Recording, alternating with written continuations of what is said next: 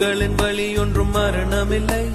இருட்டினிலே நீ நடக்கையிலே உன் நிழலும் உன்னை விட்டு விலகிவிடும்.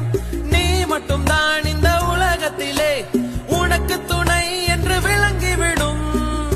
தீயோடு போகும் வரையில் தீராது இந்த தனிமை. கரை வரும் நேரம் பார்த்து கப்பலில் காத்திருப்போம். எரிமலை வந்தா